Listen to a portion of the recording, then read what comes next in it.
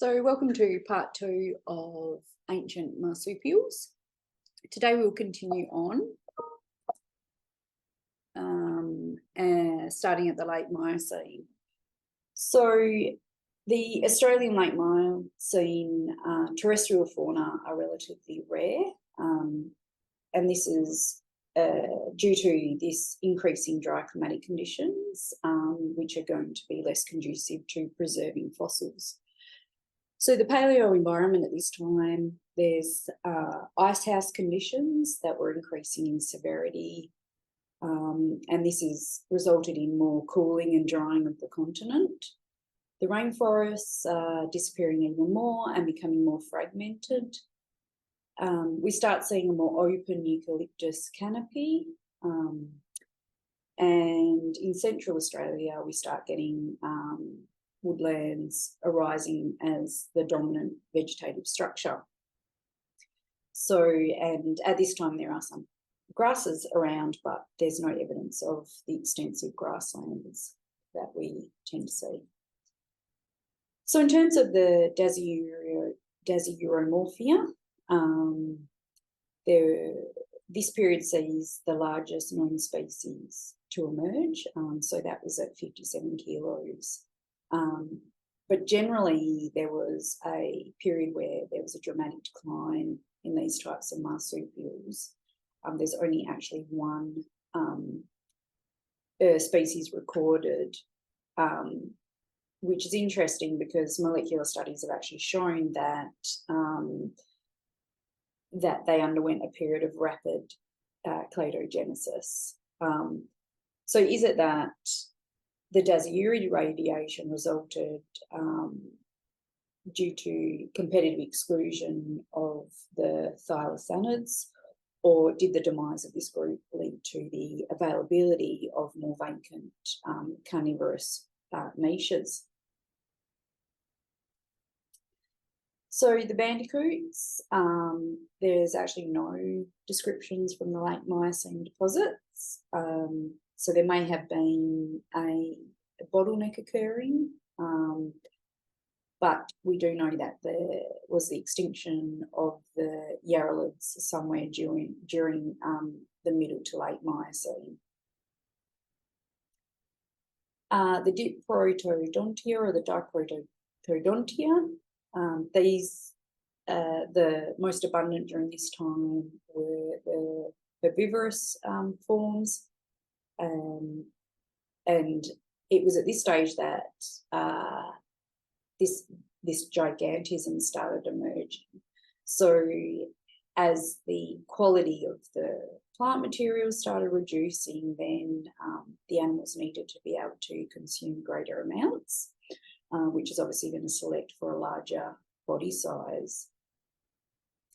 So this period sees the first evidence of a hypsilodont wombat, which is where the teeth are ever growing and they're not rootless. And so this is an adaptation to consuming quite abrasive plant material. And so, yeah, this just signals quite a marked change in vegetation structure. And so what we see in the wombatids is that they had begun to specialise on some really abrasive types of food. There's a lack of kangaroo diversity in the late Miocene relative to other periods. And it's actually thought that it's not that they weren't there, it's just that they haven't been found yet.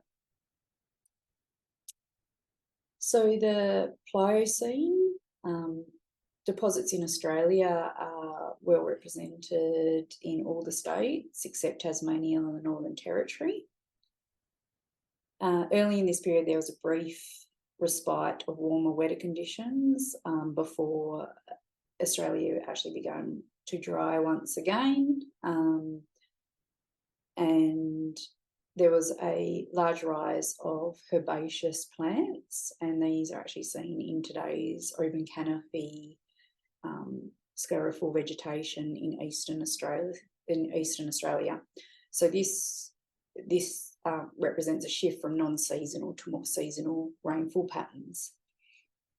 And then we started seeing arid shrubs and grasslands in northwestern central Australia later on in the Pliocene. And this is where we see the oldest record of grasslands emerging. So in terms of Australian fauna, we began to see distinctive modern species appearing, and some of today's marsupials made their first appearances in the fossil record. So one example is the agile wallaby. In the Pliocene, the Dasyuromorphia, the drying out is thought to have resulted in a wave of extinctions for this family, and then with sort of more modern groups originating and diversifying. And we started seeing the evolution of arid adaptive features such as the highly fenestrated palate and the enlarged sinuses in the middle ear. So enlarged sinuses are believed to be linked to an increase in sensitivity to low frequency sounds, which are further away. And we see this a lot in species that inhabit more open environments. So there was only one thylacinid species, which was the Tasmanian tiger. And many of the modern dasyurids had emerged by this time, including Antechinus and Planigale species. So the bandicoots, they proliferated during the Pliocene. There was the first fossil representatives of all of the modern bandicoot families. And so there was this known Pliocene perimelid that we saw go extinct, I think it was in the 1800s, which was the pig-footed bandicoot, which is the only known grazing bandicoot. So this became extinct recently due to European activities such as land clearing and the introduction of feral predators and cattle. The Diprotodontia, so this is the most common taxa that we see in the fossil assemblage of this period, with 14 families recorded. There were kangaroo species now outnumbering the Diprotodontids, and we again start seeing this tendency towards gigantism occurring. The dentitions, again reflecting dining on more abrasive grasses, and the modern Koalas genus is represented with 3 Pliocene species. So the ancient koala had a tendency to be quite larger, differing in size. So we're looking at sort of 4 to 15 kilos versus more like 15 to 20 kilos. So the 4 to 15 kilo size is in the modern day species, with the larger being the ancient species. The wombats are rare, but they include this giant species that was about 1.5 meters long and standing about a meter high and weighing up to 200 kilos. The skeleton suggests that this wombat was probably not that well adapted for burrowing, like we see in the modern wombats, but apparently it did burrow. So you can imagine the size of the excavations that such a large animal would make. And the Diprotodontids during this time were represented by at least 7 genera and 9 species. So this is the highest diversity that we see in the record. So the spread of open forests at this time were probably quite beneficial for these large marsupials. The Thenurines are the largest and most bizarre of the kangaroos that we see. So Smithoscenthurus occidentalis occidentalis was this very large upright kangaroo. So it was weighing up to nearly 120 kilos, and it was bipedal. So there is an ancestor of this species that we see today. So it's an endangered species. The banded hair wallaby. So currently only restricted to 2 Shark Bay Islands. But this species has been claimed to be the only living thenurine kangaroo. So there's molecular data that lends support to this hypothesis, but obviously the characteristics of the two species make the interrelationships to other kangaroos very unlikely. So now in the Pleistocene, in this epoch, we saw quite a large and rapid change in climate conditions, and there was large megafaunal extinctions. So Australia is now experiencing extreme climatic conditions with polar ice caps. There were fluctuations in rainfall, which led to changing patterns of forests, grasslands and deserts. But overall, there was a trend of reduced precipitation, and arid conditions are now being established in certain areas. So the way that vertebrates may respond to these changes include retreating into refugia, adaptation, gigantism, or extinction. So there was a temporary land bridge between mainland Australia and Tasmania, as well as Australia and New Guinea, which facilitated the dispersal of mammals, including humans. So the Dasyuromorphia, there was 25 species recorded, and these can all be assigned to modern genus. For the thylacines, it was only the modern Tasmanian tiger represented, but there were some large ones, so again, tending towards gigantism.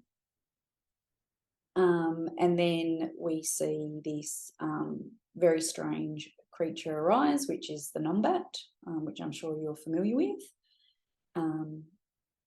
So the fossil records of this species is represented in cave deposits across WA, New South Wales, and it extends across the Nullarbor Plain. So there is a bit of confusion about the relationship of the numbat to other Dasyuromorphians due to this weird dentition that they have, which reflects the diet of termites and ants.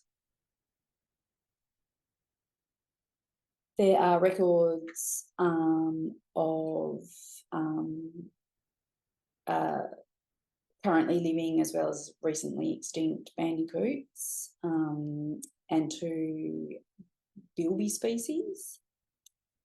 And we also see now that these marsupial moles, the modern marsupial moles, have emerged. So today, these guys are restricted to deserts, but it appears that they have first evolved in the rainforests. So there's no Pleistocene fossils known yet. So it's likely that these desert-dwelling habits of Australia's 2 living species became established in the Pleistocene. So by this stage that these animals are adapted to living in arid regions. The Diprotodontia or Diprotodontia, so we've still got the thenurine and macropodine kangaroos. So this suggestion that the modern koala is a dwarf version of that giant koala that we talked about became nullified essentially due to differences in dentition. So it seems that this giant koala was actually a different species that became a casualty of the Pleistocene extinction processes. that we'll learn about a bit in a minute. So the wombats are more diverse than any other time before or since, with as many as 8 different kinds in 5 genera. The Pleistocene marsupial lion is evident. So this is the largest mammalian carnivore known from Australia. And you see this kind of degree of carnivorous feeding that you don't really see in any other mammalian carnivore. So it was nearly 2 metres in length and weighing up to 160 kilos. It was basically the size of a female lion. So they had hyper-specialised carnivore features with really powerful canine-like lower incisors that were suited for stabbing. They had these enlarged meat-eating premolars that were for like cutting blades, cutting flesh, and they had these huge thumb claws that were probably used to pin down or dismember their prey. So it's believed that they were ambush predators that probably stalked their prey in closed habitats. So we see the emergence of honey possums now. So we have records of them occurring in southwestern Australia, which is where we still find them. So honey possums are tiny, nocturnal, nectar, pollen and blossom eating possums. So they're fairly small, being about half the size of a mouse. The relationships of honey possums to other species is pretty unclear because of their strange dentition that's related to their specialised diet. But we still see them today in coastal heathlands in southwestern Australia. So there was a radiation, but also the end of the large to gigantic thenurine kangaroos. So it seems that most of the members of this group were adapted to life in open forests or woodlands.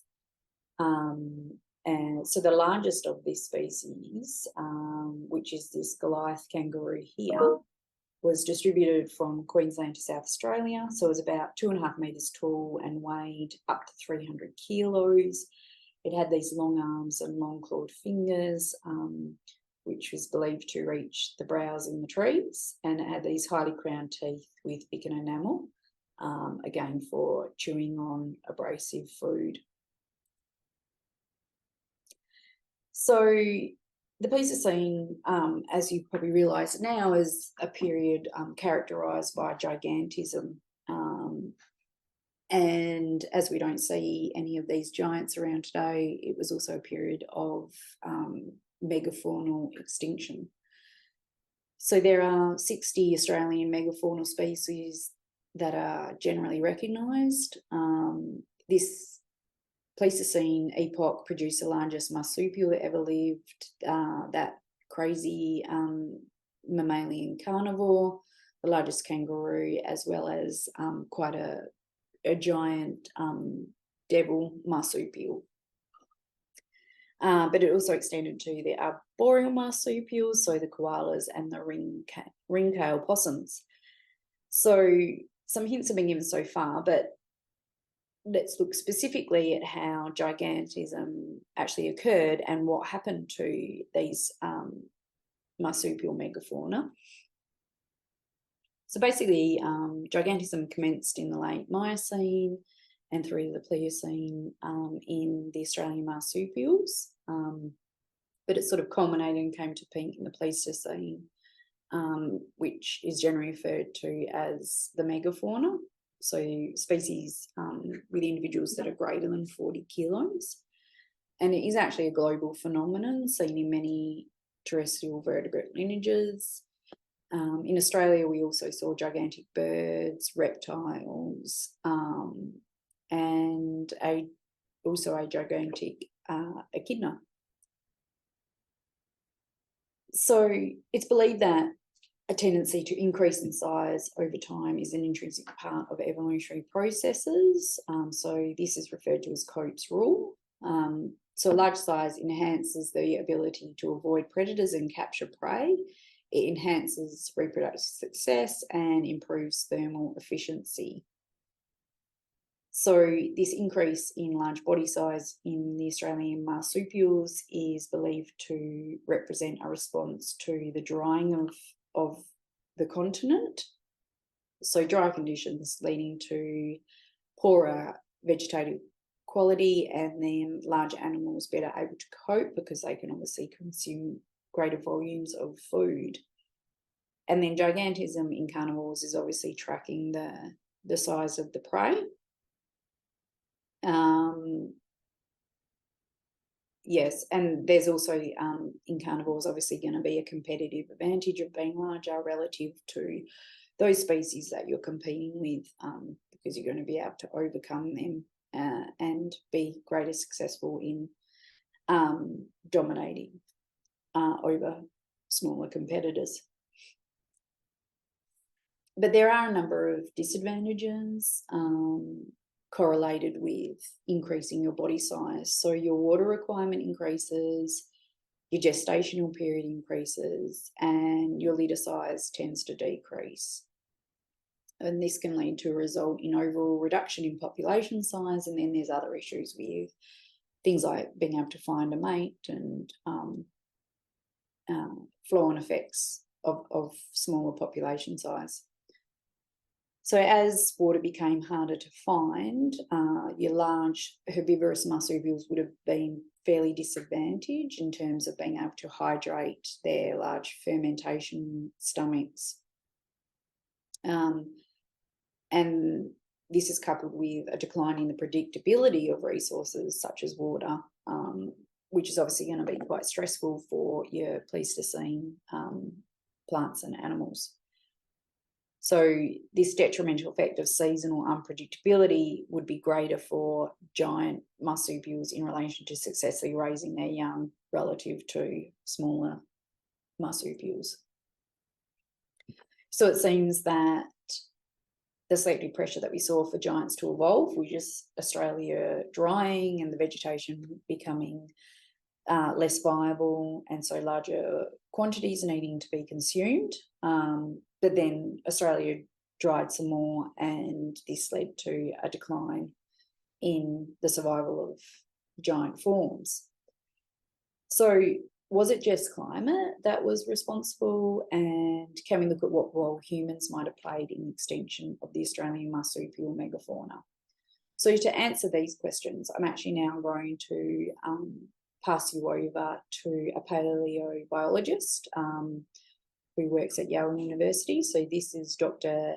Advait Juka, and he's giving a talk now at the Smithsonian National Museum of Natural History. So I will come back at the end of that. Awesome. Thank you, Brianna. It's great to be here. Thank you for inviting me to give this presentation. Today, I'm going to be talking about the megafaunal extinctions and try to figure out if we had anything to do with their demise. Before I start talking about these extinct animals, though, I'm going to talk a bit about where we are in space and time. The period where these extinctions take place is called the Quaternary, which includes the Pleistocene and the Holocene. The Holocene is where we live. And these extinctions take place in the last 50,000 years of the Quaternary, which includes the latest part of the Pleistocene and all of the Holocene. Climatically, this is a very dynamic period of time characterized by multiple glacial and interglacial periods. What we commonly call the Ice Age is actually the last glacial period. We live in the Holocene interglacial here, but in addition to this Ice Age, there have been several Ice Ages in the Pleistocene, all increasing in intensity as we move forward through time and in the 2.5 million year history of this period. And interglacial world looked very much like our world today. However, the glacial world looked very different. When you had a glacial period, a lot of water was locked up in these massive ice sheets, which were formed on the North American and Eurasian continents, and to some extent in Australia and South America. Because so much water was locked up in these ice sheets, sea levels were a lot lower, and there was a lot more land exposed. For example, there was a coastal plain which extended about 200 miles of the east coast of North America. And the islands of Southeast Asia were all fused in this landmass called Sundaland. Sri Lanka, again, was connected to India. So a fairly different world. Biomes were very different. But let's get back to the extinction. This extinction has fascinated people since the days of Darwin and Wallace. Wallace famously pointed out in 1876 that we live in a zoologically impoverished world from which the hugest, fiercest, and strangest forms have recently disappeared. And he wasn't actually exaggerating, because it wasn't that long ago, only about 50,000 years ago, that large species, especially large mammals, lived everywhere on the planet. You had animals like giant mammoths and mastodons, horses and saber-toothed cats in North America. You had elephant relatives, these strange rhino-like toxodons, armadillo-like glyptodons and giant ground sloths in South America. Australia had these rhino-sized wombat relatives called diprotodon and a marsupial lion, thylacoleo. Northern Eurasia had the woolly rhino, cave bears, giant deer, and the woolly mammoth. Even Africa, which still has a lot of megafauna today, had even more in the late Pleistocene. You had the longhorned buffalo, Cincerus antiguus, and the extinct wildebeest, Rhusingoryx. Southeast Asia had a giant tapir and stegodon, and even the Indian subcontinent had a now extinct hippo and a giant proboscidean called Paleoloxodon. The most recent extinctions were seen on the oceanic islands, where Madagascar lost the giant human-sized lemur and the elephant bird. New Zealand lost the moa, and giant ground sloths go extinct in the Caribbean. And what this has resulted in is a pattern of megafauna today, where most of them are found in Africa and parts of South and Southeast Asia. So what caused these extinctions, and why do we have this curious pattern of megafauna today?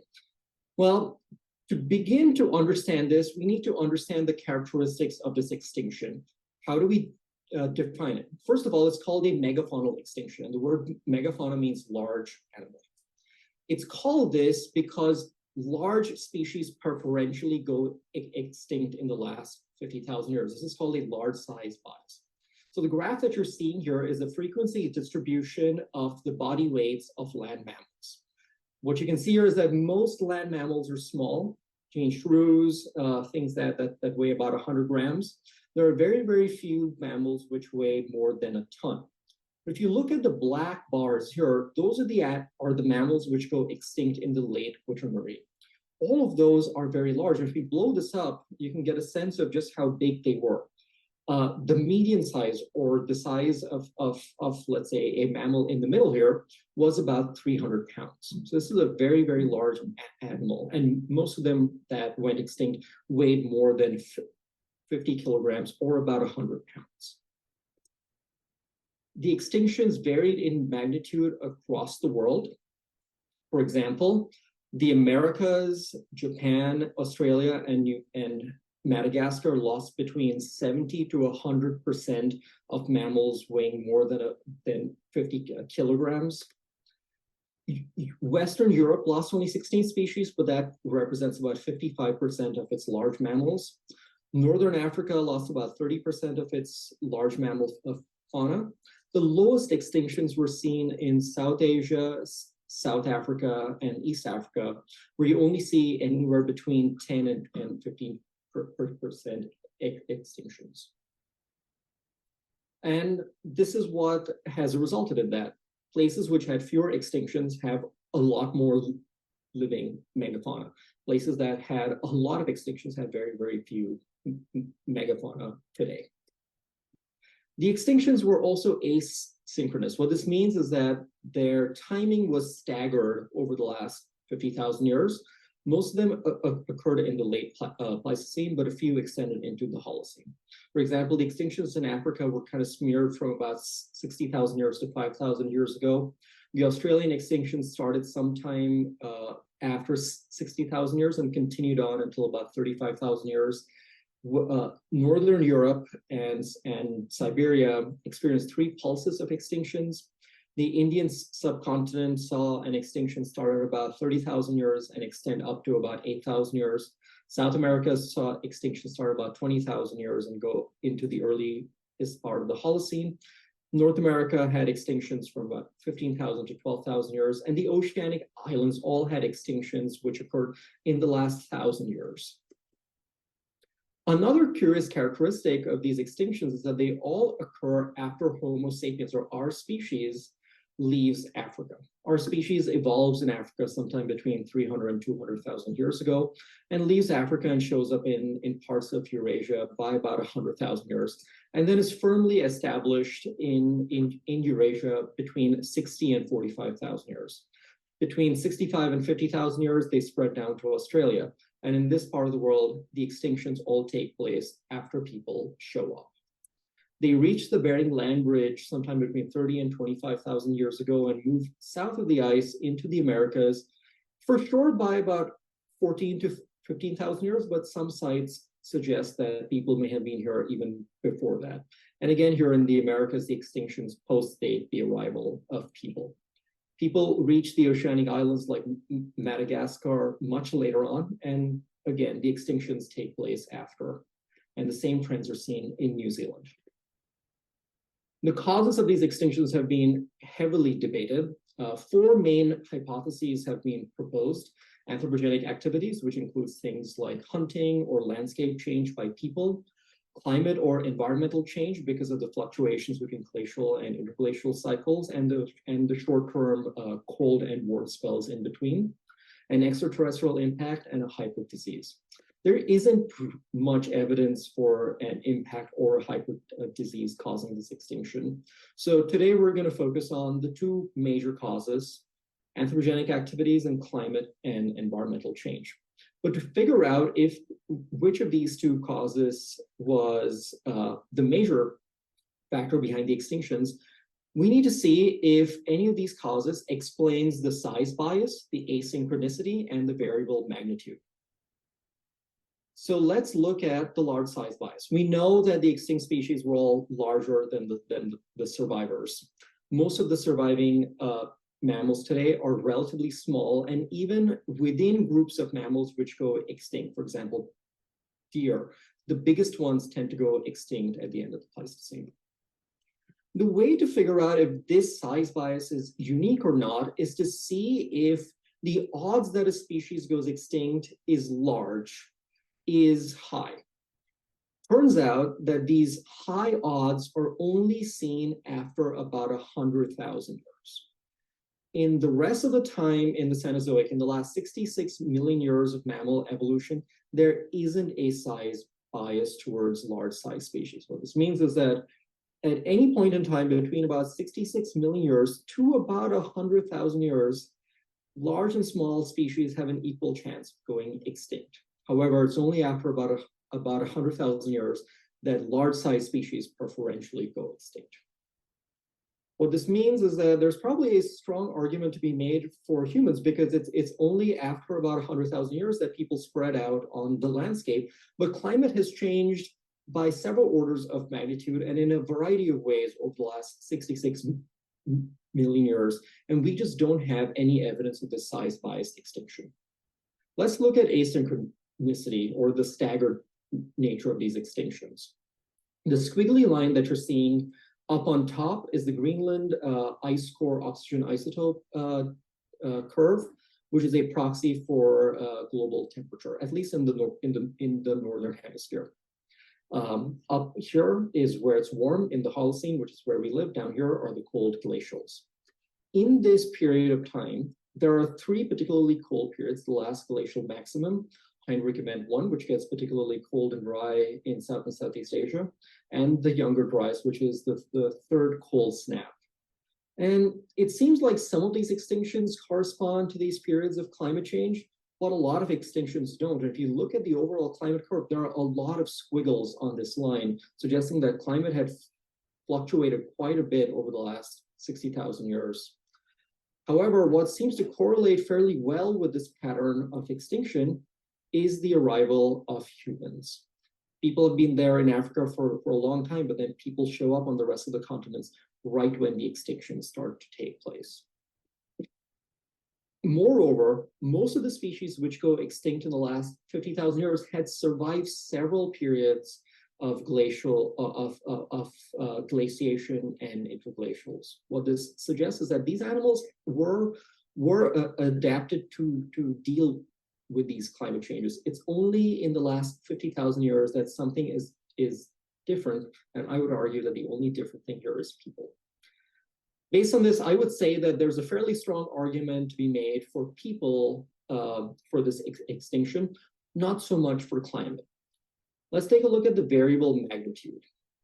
You would expect, if people are causing this extinction, that places where people have lived for the longest time to have more extinctions than places where people have been there for the fewest amount of time, right?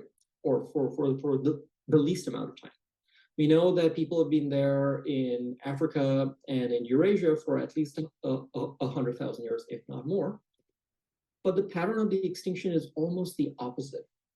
Places where humans evolved and where Homo sapiens have lived for a long time show few extinctions and the persistence of a lot of large species, whereas places where Homo sapiens were the newest species of hominin show higher magnitudes of extinction, which is kind of weird.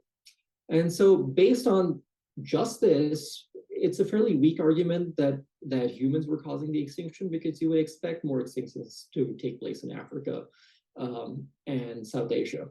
Climate change also doesn't quite explain this, because there's no reason why the Americas would be affected so much more than Eurasia to cause the dramatic changes in extinction magnitude.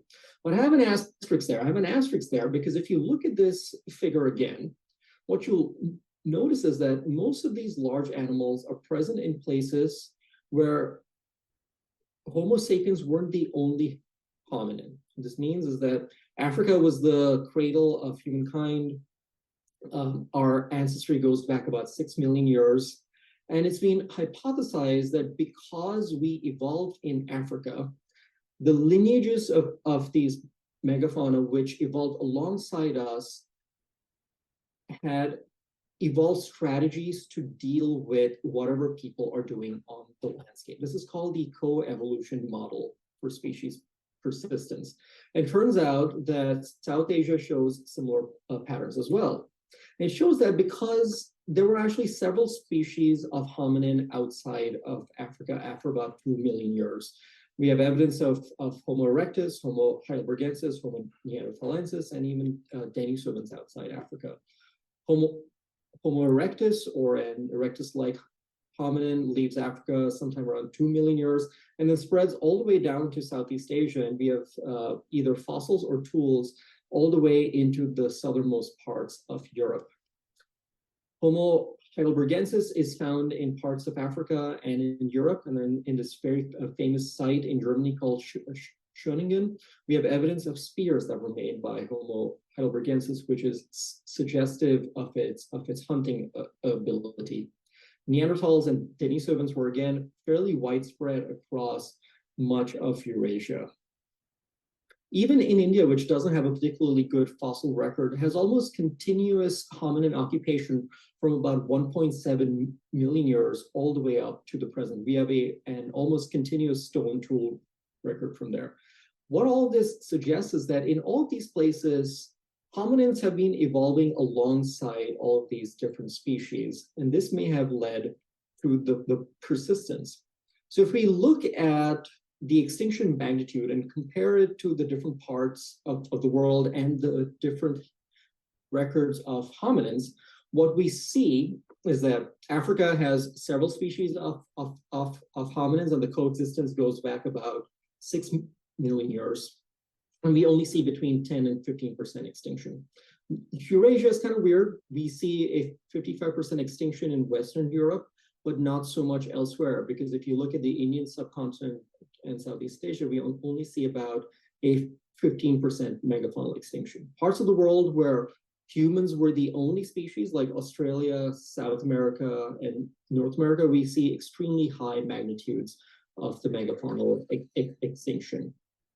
Again, this suggests that the amount of time that these fauna were co-evolving with hominins and the number of hominins they co-evolved with is a predictor of megafaunal persistence. So we know that humans probably had a major role to play in this extinction. But what about climate? Does this vindicate climate change completely? Well, I would say no. And the reason I say that is because climate change is known to fragment species ranges and is known to cause population declines. As soon as the climate changes, a species has to move to its preferred climate. What these images here are showing is the range shift of mammoths in Eurasia. When it's warm, in the last interglacial maximum, mammoths were found up north at the edge of the Arctic in these isolated dark pockets here. But when it becomes cold, there's a lot more environment for them to occupy. It's a lot more suitable for them. And so when it's cold and the mammoth steppe expands, these species can then move down.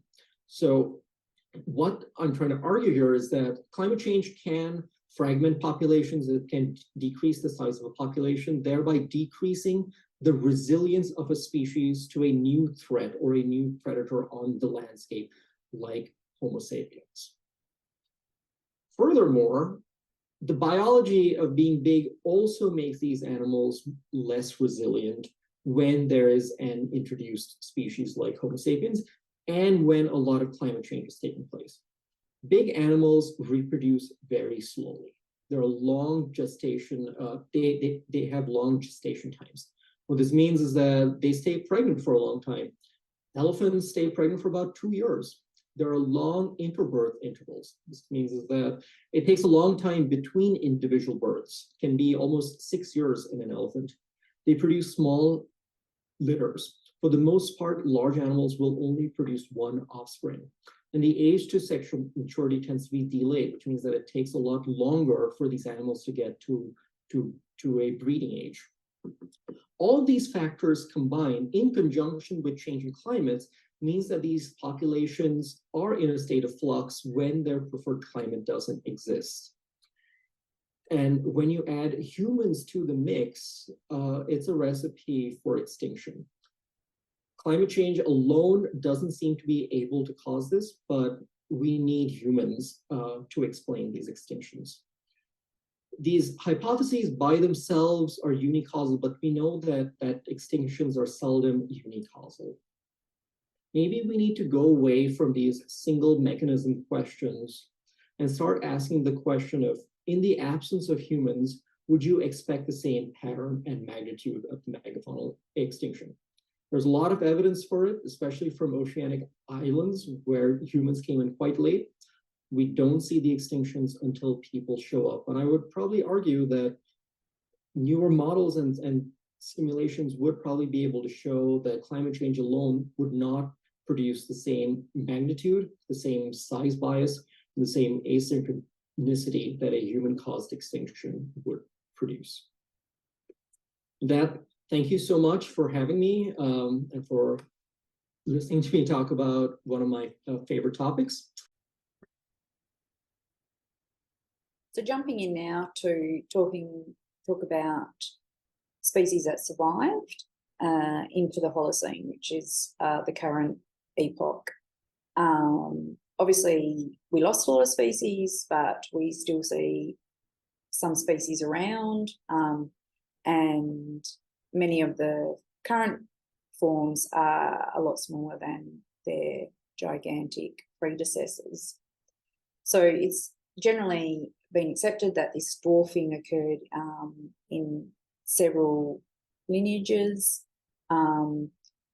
So it's interesting to think about those proposed drivers of dwarfing being responses to climate and resource availability, as well as selection for smaller forms due to human hunting of the largest individuals. So the modern marsupials, what we see today is that the phylogeny is based on nuclear gene sequence data, and there's a basic dichotomy between South American and Australian groups, but there's a lot more diversity in Australian marsupials, with the modern fauna comprising of 4 orders. So we have the Dasyuromorphia. These are your carnivorous or insectivorous marsupials, and so they're been regarded as the ecological correlates of eutherian insectivores, cats, badgers, wolves, and anteaters. There are 3 families with about 65 species.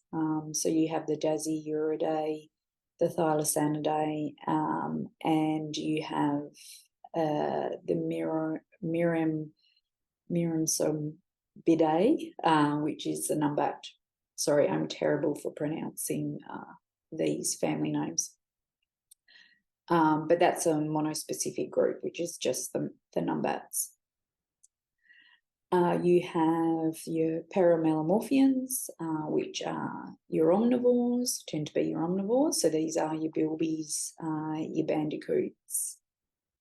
And there is a group, so your bandicoots could either be your ordinary bandicoots, typical humanticoots, and we also get these forest-dwelling bandicoots. You have your Diprotodontia, so this is the most diverse group, both ecologically and taxonomically. It contains 21 families, and these are placed in 2 suborders. So you have the Vombatiforms, which are your koalas and wombats, and then you have another group which includes opossums and kangaroos. So your Diprotodontias are your herbivores, and we see them as being specialist browsers, grazers, or folivores, but you also get some omnivores and insectivores occurring in this order. And then the last order is contains the marsupial moles, and there's only a single family with 2 species. So just some general marsupial characteristics. Marsupial comes from the Latin word marsupium, which means pouch. So marsupials have the typical characteristics that we see in mammals. They have mammary glands, 3 middle ear bones, and they have hair. But obviously there are striking differences. So both eutherian and marsupials are born in a very incomplete state. So they're small, hairless, and have partially formed hind limbs. In marsupials, they're small, hairless, and have partially formed hind limbs, but the forelimbs are very well developed. And so this is necessary for making the journey from the birth canal into the pouch. And then the pouch itself is there to protect the young as it develops. But not all species have a prominent and obvious pouch. So in some, it's just a fold or a pocket of skin. So they have very different reproductive organs compared to placentals, and the reproductive tract is essentially doubled. So females have 2 uteri and 2 vaginas, but before birth, there's a birth canal that forms, which forms the median vagina, and males have a double penis, and this is positioned in front of the testes, which is the opposite to eutherian males. There's no ossified knee bone in most species, marsupial species, and they have an extra pubic bone, and this is to do with muscular attachment for movement of the hind limbs. So the palate is fenestrated, and there is a angular extension of the lower jaw, and marsupials tend to have a lot more teeth than placentals, so between 40 and 30 teeth. So that's just where I'm going to leave it today. There is a little bit of reading here if you're interested to learn more about the ancient marsupials and the rise of those species that we see today.